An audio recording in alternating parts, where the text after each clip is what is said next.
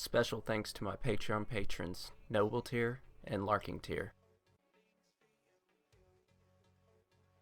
Hey guys, it's Michael and I'm back for another reaction video, and in today's video we're back with some more MrBallen's. I don't know what happened to part 6 or part 5 of this, because I reacted to part 4, but I don't know about part 6 or part 5. It's like gone. I guess maybe it got age restricted or something like that and it got deleted or blocked or something. But yeah, this one's a bit different. This one's 3 people taken by forest creatures. So the last few ones have been just disappearances mainly, and I don't have much to say. Let's just get straight into this. I'm pretty excited. I love all these missing 411s. Let's get it. Every year, hundreds of people go missing inside of national parks and forests all over North America. Which is of crazy. Those hundreds of missing people, there's always a few that are particularly strange, that there isn't a rational explanation for how they went missing or where they were discovered. One man named David Paulides, who's a former police detective, made it his mission to start investigating these strange disappearances, and after spending thousands of hours researching them, he saw that there were clusters of areas all over North America where lots of people were going missing under these strange circumstances, and no one was any bit closer to figuring out what happened to these people. Didn't we see in like Wendigoon's video that the missing people correlated with, what was it, like caves or something? I think it was like caves. They correlated really well together. The just charts of them. I don't know if I remember that from a Wendigoon video or some other video.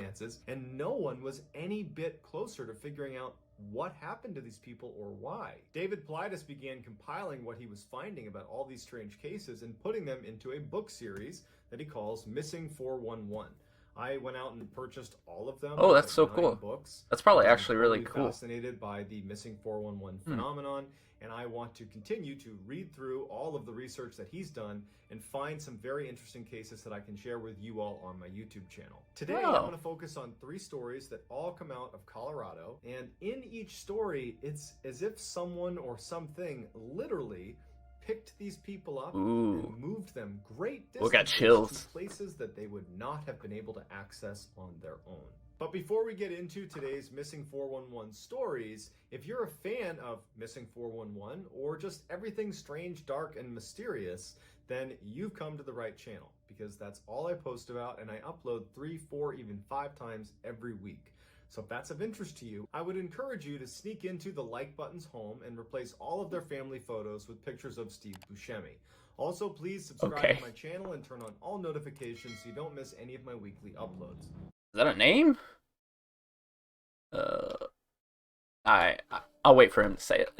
I'm really bad with names. Maurice Doc Demetz Maurice. was an 84-year-old man living in Colorado. He was a lifelong minister, had a PhD in theology. He also had a blood condition and he had arthritis in his knees that made it almost impossible for him to walk without assistance. He had always been really passionate about topaz hunting. He would go to these sites where you could dig into the ground and look for these rocks. When you broke them open, you could potentially find topaz. And he loved doing that. Because of his knees and because of his blood condition, he needed someone to go with him, to walk him around to the different dig sites, and to help him get back into the car and drive him back to his house. Okay.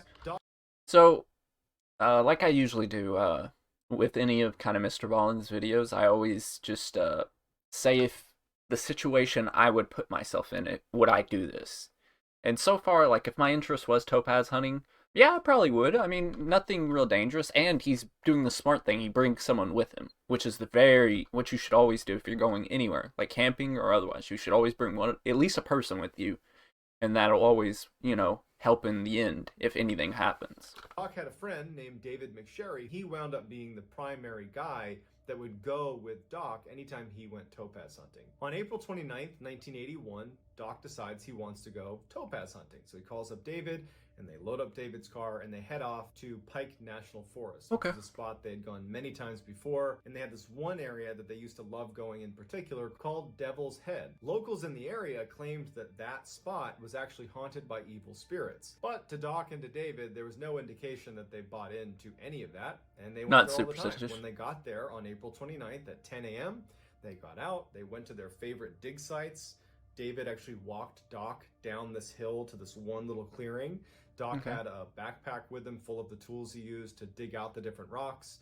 After David had walked Doc to this spot, David walked back up the hill towards their car and went about 50 yards away from where Doc was to his dig site. That's a long way. What is that? Yards? I swear I never know. Between meters and yards, I always mix them up. I think one's like 2.5 feet and one's 3 feet. I want to say yards are 3 foot and meters is like 2.5. I could be completely wrong on that. So that's what, like 150 feet? That's a long ways away from the person. That doesn't seem crazy out of, like, if they know the area, that's not really that crazy. And over the next several hours, the two would work independent of. Okay, hours is a bit different. I would, if I knew that person was not, all there, like, that wise, I'd probably go check on him maybe every, like, 30 minutes or something like that, just to be sure. But hours seems like a long time to leave someone alone, especially if they're, like, they need help doing stuff. To his dig site. And over the next several hours, the two would work independent of one another, just digging for topaz. Periodically, David would look over and he'd make sure that he could see. Oh, okay, so he could see him. Oh, okay. At 3:45 in the afternoon, David decides, all right, it's probably time to get going soon. And he pokes his head up and he looks in the direction of where Doc was supposed to be, and Doc's not there. He had just seen him about 15 minutes earlier, so he's not concerned. It's been a few minutes, and frankly, Doc can't really go anywhere. He can barely walk. And so he just kind of stands up and maybe tries to get a better look, and he's thinking, okay, maybe Doc stood up and got behind a tree to relieve himself, or maybe he kind of is just out of sight, and he starts walking down to the area to just go find Doc. But Doc isn't there, and neither is his backpack with all of his tools. And David's sitting there thinking, I guess Doc must have packed up and headed back to the car. But then David's thinking to himself, in order to go from this dig site up to the car, it means walking up a fairly steep embankment. And there's no way that Doc would have been able to do that without assistance. And so he's looking around the area thinking, is there any sign of something bad happening here? There's no blood. There's no sign of any sort of altercation that would have happened here. David certainly didn't hear anything going on near him. He didn't hear an animal attack or anything like that. So he thinks, okay, somehow he must have got up to the car. What was the area like? Because maybe I completely didn't hear anything, but I don't remember him saying anything about the area. Was he by, like, a river, or... Because I don't know why, but when I think of, like... Well, I guess they're up in mountains, too. I was thinking of where rocks usually are, like these precious stone rocks. Like quartz, crystal, and all that kind of stuff. But those can be found up in mountains and stuff, so never mind. That's dumb of me to think. But I didn't know if he was near like a river or something. Maybe he like fell in, or if it was just ground all around him. So it's really weird for him to disappear. David walks up the embankment all the way to the car. Doc's not up there. David goes in the car and he starts honking the horn and yelling out for Doc. No response. Right. As he's honking the horn, 3 motorists come down the road. They see David honking the horn, and so they say, hey, what's going on? David tells them, hey, I got my 84-year-old friend. I don't know where he went. He's old. He can't have gone far. Can you guys help me look for him? But after David and these motorists spend a couple of hours looking in this area and there's no sign of him, they end up calling the authorities. The police show up, and over the next week, there is this extensive... All right, so far, I don't see anything, like, wrong. Like, I wouldn't consider them in the wrong in any part of this. Like, he seemed like he was doing a pretty good job. Like...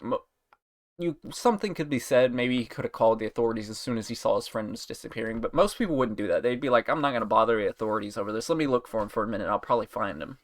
And then, an hour would pass. But, that could be up to personal preference on that. But I don't think they did anything necessarily wrong. I think they handled it fairly well. But dang, weeks went by. So it means he's probably dead, which is unfortunate. Search in this whole area. That includes bloodhounds and hundreds of people. But despite this massive effort, nothing is ever found of Doc. He just vanishes. And so Doc's wife writes a letter to the governor of Colorado and just says, he can't have done this on his own. He can't have walked away on his own. Someone or something lifted him up and took him away. There was no response to this letter, and ultimately, Doc's case was shut down. They stopped looking for him and assumed he had died. But when David Paulides looked into this case and featured the Doc DeMetz case on his documentary, they actually reopened the case. But as of right now, there's no new additional details. All right, so I'd imagine the friend of his is probably still alive, so I'm not going to say anything, like, mean. Are you but sure just about that? Objectively, He was the only person with him, and he disappeared. Objectively, you would automatically be suspicious of him.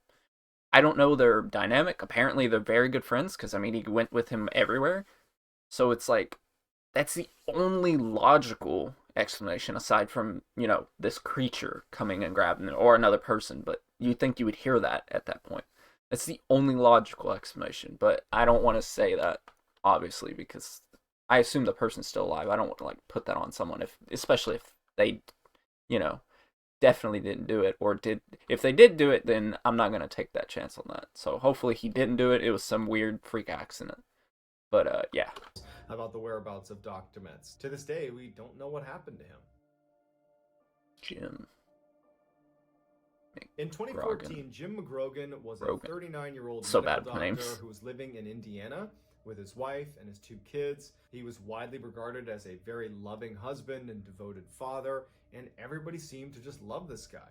Jim was in phenomenal shape. He had run marathons, triathlons. Okay. He loved being in the outdoors, hiking, rock climbing, snowshoeing, skiing. That was Jim's happy place. And so in early March 2014, Jim decides he wants to plan a trip with some friends to go hiking in Colorado. Okay. And so he begins planning out where they're going to go hiking, and he finds this amazing trail. Okay, already just premise, it doesn't, nothing wrong. He's bringing people. He's planning his route. So, like, all this is good.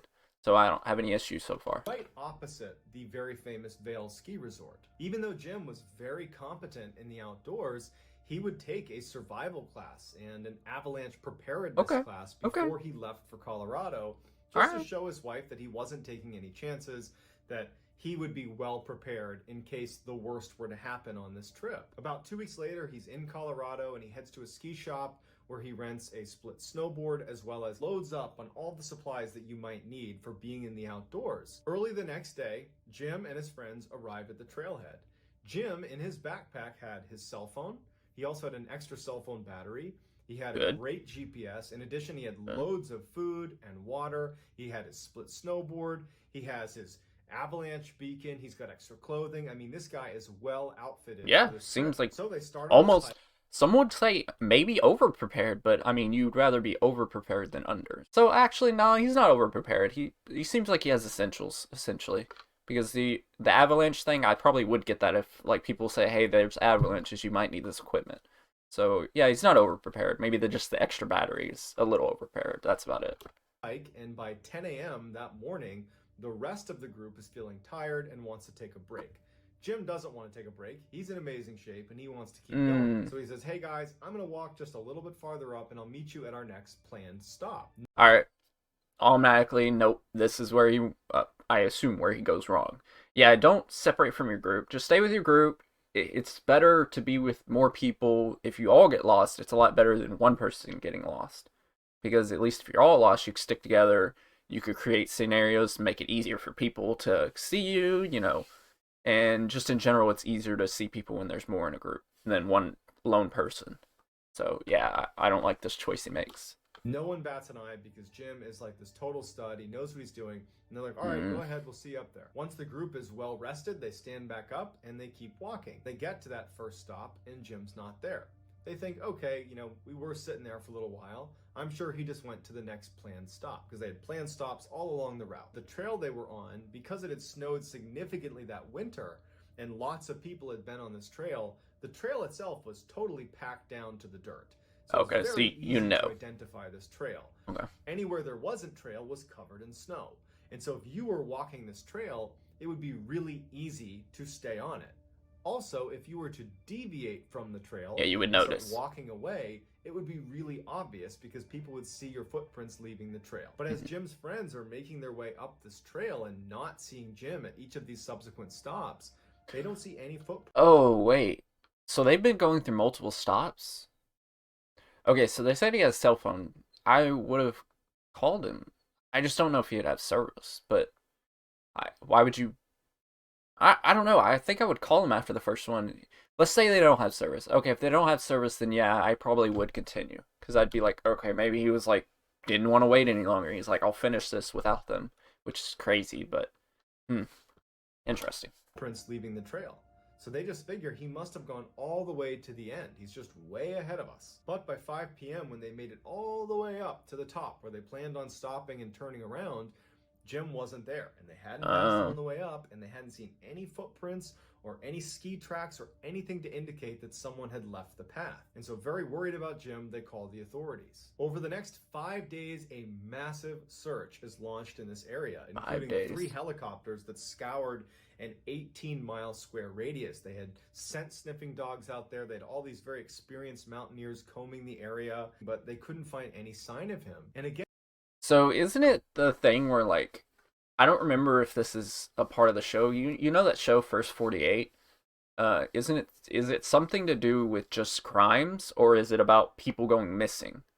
I can't remember if it was one of the two. I think it's crimes, but I imagine after 20 or 48 hours, most people would either be dead or probably just be dead in general, or they found some place and they're surviving in it. But most of the time, if you're out in the wilderness, you're probably going to die in a couple days, or at least a week. But 5 days, yeah, I think you would die by then if you. Well, you had a lot of food and water. I don't know, actually.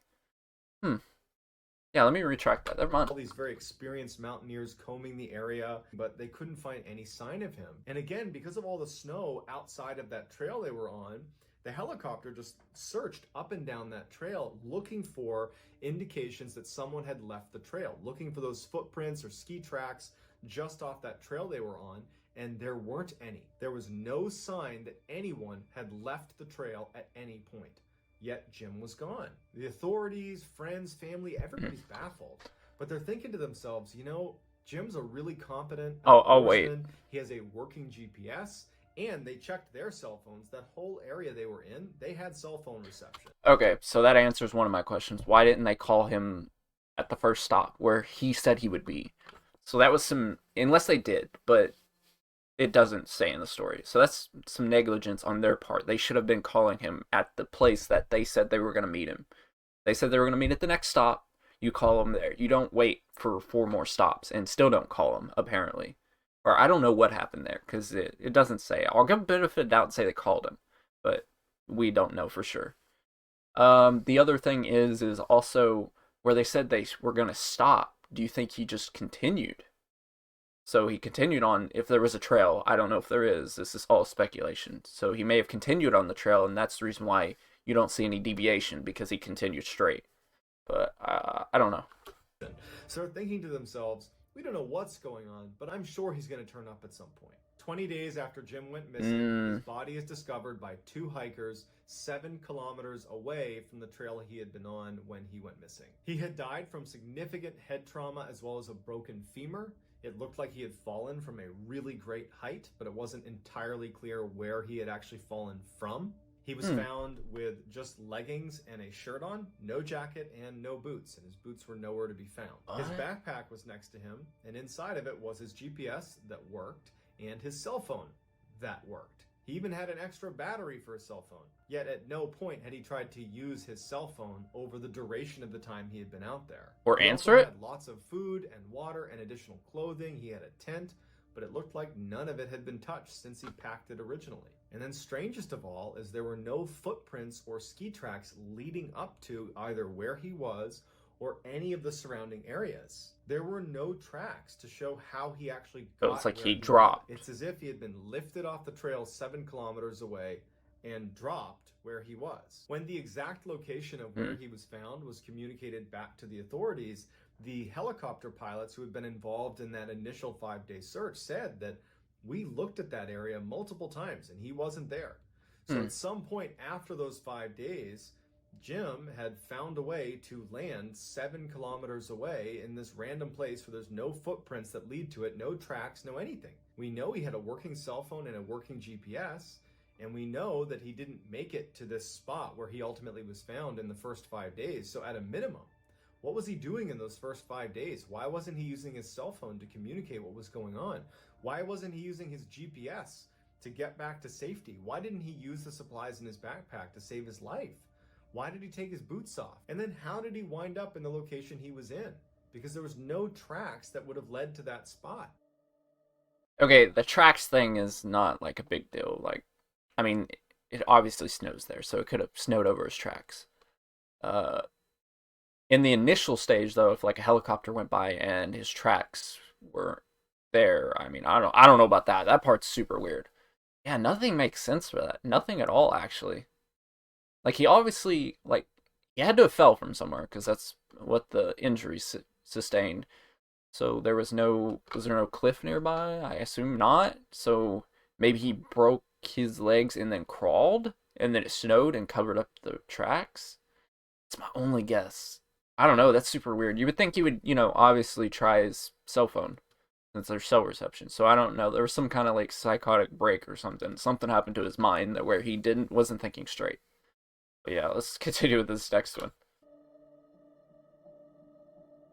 In 1958, Bobby Bizup was a 10-year-old living in Colorado. He was almost completely deaf, so he wore a hearing aid, and Okay. he came from a family that was devoutly Catholic. That summer, Okay. Bobby's family decided to send him to a Catholic camp for boys. It was located at the St. Malo Church inside of Rocky Mountain National Park. The camp itself was situated at the base of Mount Meeker. Anytime the boys were up the mountain, which was pretty steep, they could always look down and see this camp. In addition, there was this stream that fed right by the camp. So if they could just get to the stream any Okay, he wasn't mentally handicapped. He was just like he had a hearing problem. Hold on, let me rehear that. I want to know if he like actually was mentally impaired or if he had a hearing problem of In some sort. 1958, Bobby Bizup was a 10-year-old living in Colorado. He was almost completely deaf, so he wore a hearing aid. Okay, he's just and deaf. He came Okay. from a family that was devoutly Catholic. That summer, Bobby's family decided to Oh, send no him mental to a Catholic issues. camp He's for just boys. deaf. It was located at the St. Malo Church inside of Rocky Mountain National Park. The camp itself was situated at the base of Mount Meeker. Anytime the boys were up the mountain, which was pretty steep, they could always look down and see this camp. In addition, there was this stream that fed right by the camp. So if they could just get to the stream anytime they were up in the mountain, they could follow it all the way down and get back to the camp. Stream. This was something that they told all Not a of the river. boys in case Just they a got stream. lost up in the mountain. On August 15th, around 6 p.m., Bobby was a little ways up from the camp fishing along that river. And one of the camp counselors was Wait, he said stream. Okay, I was thinking of like a tiny stream, but then he said river, which that threw me off. I was thinking like a little, where water just travels through the woods, like, and it's very light, probably like, I don't know, half a foot deep or less. Whatever happens, this boy is most likely he fell in the river. I'm just gonna take that guess already. So far, the situation is bad. Like summer camp, it's just Catholic school or something like that. But yeah, was a little ways up from the camp fishing along that river. And one of the camp counselors was making his way up to try to get all the boys to come back down for dinner. This camp counselor would say that he clearly saw Bobby recognize that it was time to come back down, it was time for dinner. He clearly saw Bobby turn and start walking down towards the camp. At which point, the counselor turned his back on Bobby. I mean, a kid could and he too act. began walking down towards the camp, which was not very far away. When the counselor got to the camp and turned back around, though, Bobby was gone. And so the counselor starts immediately tracing his steps back to try. Okay, already I assume that, because I mean, who as a kid didn't do this? You act like you're gonna do something and then you stop instantly. Like, let's say, all right, I'm going to sleep, and then you go into your room and you go to lay down and you wait like 10 minutes and then you're like, all right, I'm getting up. Like, he may have acted, because I assume he wanted to do something. That's my only guess on that. Try to find Bobby, but he can't find him anywhere. The counselor goes and gets a number of the other counselors to come help him find Bobby. After about 30 minutes, no sign of Bobby. He's just gone. Please let him be counselors are alive. Looking around thinking, how is this possible? He was literally right there. He started walking. He was right behind me. How could he have gotten lost in such a short amount of time and in an area where he could literally see the camp and was actually on the river that leads right back to the camp? It didn't make any sense. The counselors alerted authorities and this massive search is launched to find Bobby. Over 300 people come out, including people from the military. It's this huge search and nothing is found of this boy. He's completely gone. 10 days after he went missing, they had to call off the search because there was absolutely no sign of this child. Even after the search ended, many of the camp counselors continued to, in their off time, scour the area around the camp to look for Bobby. And a year later, 3 camp counselors would actually find him. 3 camp counselors decided to go to a very hard to access area that had been searched previously, but they felt like it was the one spot that needed a little bit more attention. and it was 5 kilometers west of the camp and almost 800 yards up a fairly steep incline. This is a hard to access area, but they climbed their way up there, and sure enough, even though this area had been searched before, they found Bobby's hearing aid, bits of his clothing, and some of his bones. They didn't find any more of his remains, and no one knows what actually happened to him. But it really makes you wonder, what happened after the camp counselor turned his back on Bobby? It's as if someone scooped him up and flew him away. And even if he had intentionally run away, it would have been very difficult for a 10-year-old to get to that particular location where he was found. And to what end? Why would he have wanted to get up there? And so, I mean, kids just do weird stuff. Missing 411 cases. Okay, in that one, I assume he wanted a venture of some sort. He ran off, essentially. And he may have gotten lost, and he was like, I don't know where to go, so I'm going to go up as high as I can. I don't know if he could physically do that. That's my only assumption, that because logically the only thing that makes sense is he did go up there, or he died and then got drug up there, but I don't know if that would be possible. I assume he got up there somehow. I don't know how, and he was probably looking for something, and then something may have happened. He may have got attacked by an animal. He may have just died of hunger or thirst, or he fell. I think this is the end. A series of questions and very few answers. So I'd love to get your theories as to... Yep, there was my theories. So, yeah, thank you guys so much for watching. I hope you enjoyed, and I'll catch you guys later. Bye.